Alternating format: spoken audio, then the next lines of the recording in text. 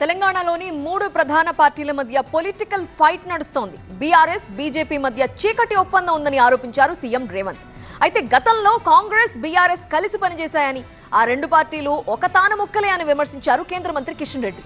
మరోవైపు సీఎం రేవంత్ కు రక్షణ కవచంలా నిలుస్తోంది బీజేపీనే అని ఆరోపించారు కేటీఆర్. పాలమూరు రంగారెడ్డి ఎత్తిపోతలకు జాతీయ హోదా ఎందుకు ఇవ్వవు? మా సమ్మక్క సారలమ్మకు నీళ్లు ఎందుకు కేటాయించవు? మా సీతారామ ప్రాజెక్టుకు నీళ్ల కేటాయింపులలో ఎందుకు అన్యాయం చేస్తున్నావు అని మోడీతో నేను కొట్లాడుతుంటే చంద్రశేఖర్ రావు సందట్లో సడేమియలాక నా కాలు పట్టి గుంజుతున్నాడు, నా అంగి పట్టి లాగుతున్నాడు. ఎవరి కోసమే? మోడీ కోసం కాదా? ఇవాళ కూడు పుటాని చేసి మోడీ, కేసీఆర్ ఒక్కటై ఈరోజు మన ప్రభుత్వాన్ని ఇబ్బందుల పాలు చెయ్యాలని చూస్తున్నాడు. గొర్రెల స్కీమ్ని అడ్డం పెట్టి ఇవాళ ఎమ్మెల్సీ ఎన్నికలలో అభ్యర్థి పెట్టకుండా మీరిద్దరు కలిసి ఒప్పందం చేసుకున్నారు. ఇదేనా అని నేను అడుగుతున్న బండి సంజయ్ గారు.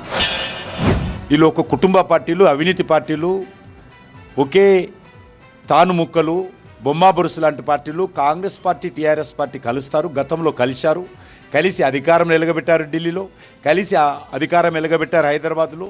ఈ రెండు పార్టీలు, కేసీఆర్ ఒరిజినల్గా కాంగ్రెస్ పార్టీలో పుట్టినటువంటి వాడే కాబట్టి వాళ్ళు కలుస్తారు తప్ప బొమ్మా బొరుసు లాంటి పార్టీలు వాళ్ళు. కాబట్టి మేము కలిసేటువంటి ప్రసక్తే లేదు.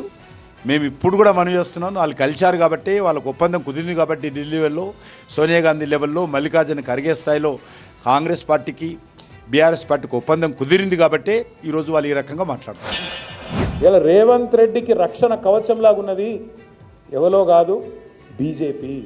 నేనేదో ఉత్తగా చెప్తలేను ఈ మాట, లేకపోతే మేడిగడ్డల పర్రె పట్టింది అని రేవంత్ రెడ్డి అనగానే తెల్లారి వరకు వాడొచ్చి వాలిపోలే గద్ద లెక్క బీజేపీడు. ఎన్డీఎస్ఏ అని వస్తుంది, నేషనల్ డ్యామ్ సేఫ్టీ అథారిటీ. వస్తాడు, వచ్చేది ఇట్లా చూసినట్టు చూసి తెల్లారి వరకే బీజేపీ ఆఫీస్లో ఒక రిపోర్ట్ తయారు చేసి ఇక్కడ ప్రజల మీద వేసి ఎలక్షన్లలో గోల్మాల్ చేసింది. మరి ఇవాళ ఎస్ఎల్బీసీలో టన్నల్ కూలి గంటలు అవుతాను, ఎందుకో రాడు. మరి తెల్లారలేస్తే కేసీఆర్ తిట్టుడే తప్ప బీజేపీ మీద పల్లెత్తు మాట్లాడాడు.